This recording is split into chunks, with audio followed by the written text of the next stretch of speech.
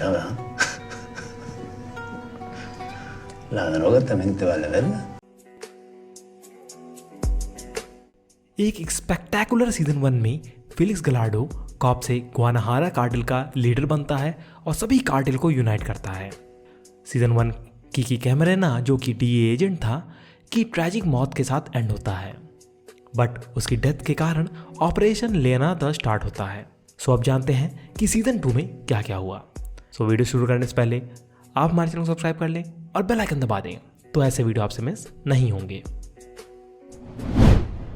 Season 2 DA के साथ शुरू होता है, जहां Walt Breslin DEA agent doctor Delgado, जो कि कीकी को एड्रेलिन से जगाकर टॉर्चर करने में साथ ही था, उसको कैप्चर करते हैं।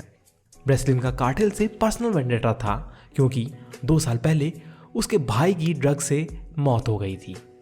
इसी बीच फेलिक्स अपना 40th बर्थडे मनाता है, जिसमें सभी प्लाजा के लीडर्स आए थे।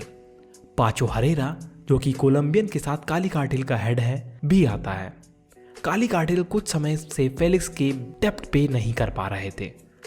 वो पाचो से डेप्ट पे करने को बोलता है, बट पाचो से मना करता है, क्योंकि फेलिक्स को डीए को संभालने के लिए पैसा चाहिए था।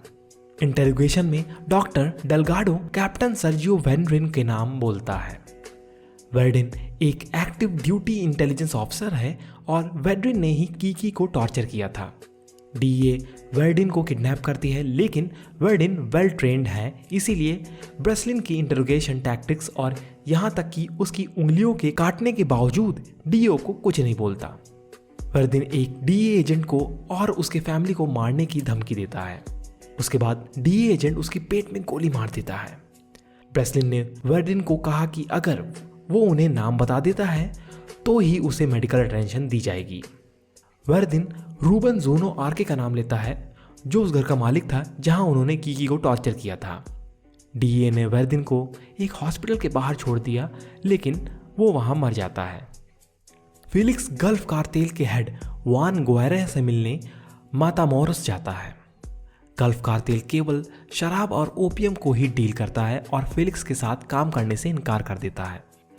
फेलिक्स ने गुएरा को कहा कि उसे पूरा कंट्रोल की जरूरत है, जिससे उसे कोलंबियन कार्टेल पर लेवरेज मिल जाए और एंड में दोनों को एक दूसरे को जरूरत भी होगी। फेलिक्स के ट्रू इंटेंशन को देखकर गुआन गुएरा पार्टनरशिप के लिए सहमत हो जाता है। जोनो आर्के के अंकल फेलिक्स के लिए काम करते हैं। जोनो के अंकल डिफेंस मिनिस्टर थे, सो जोनो आर्के को भी पकड़ लिया जाता है और वो बताता है कि फेलिक्स ने ही कीकी को मारने का आदेश दिया था। इसके बाद फेलिक्स चिंता में पड़ जाता है। फेलिक्स को पता चलता है कि एक प्लेन को शॉट डाउन कर दिया गया है, जो कि ईरान कॉन्ट्रा अफेयर्स के तहत हॉस्टेज के बदले वेपन्स का ट्रेड करता था। प्लेन माता का था, जो फेलिक्स का दोस्त है। माता फेलिक्स को बिल स्टेचनर नाम के एक CIA एजेंट से मिलवाता है। फेलिक्स उस एजेंट को अपने वेपन्स एग्रीमेंट के लिए सेफ पैसेज के नक्शा देता है। फेलिक्स कहता है कि वो उसे हथियारों को ट्रेड करने की जिम्मेदारी ले लेगा और शॉट डाउन प्लेन की जांच में माता का नाम फंसा देगा, ताकि CIA एजेंट का नाम नहीं आए।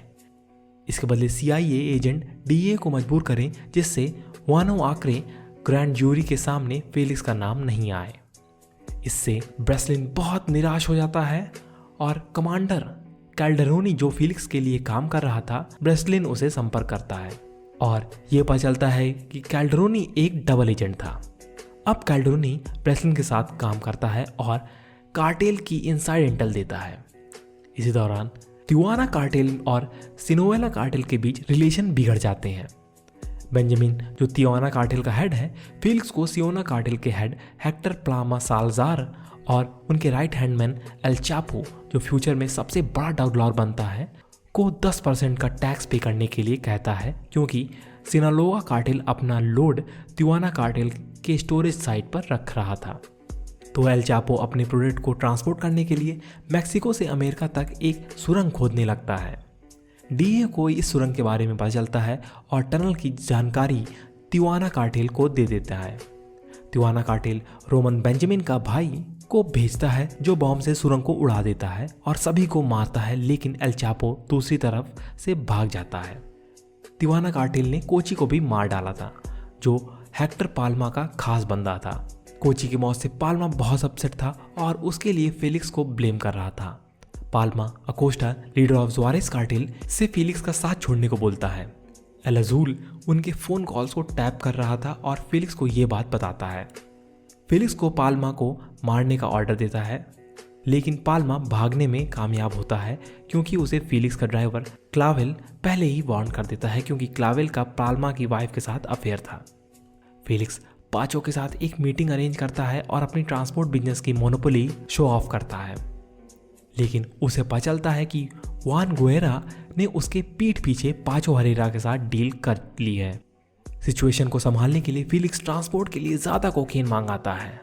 फेलिक्स जुआन गुएरा को डराने की कोशिश करता है, लेकिन वो उससे डरता नहीं है क्योंकि बजट सेक्रेटरी कार्लोस सालिनास, जो प्रेसिडेंट के लिए भी नया उम्मीदवार था, उसके जेब में था।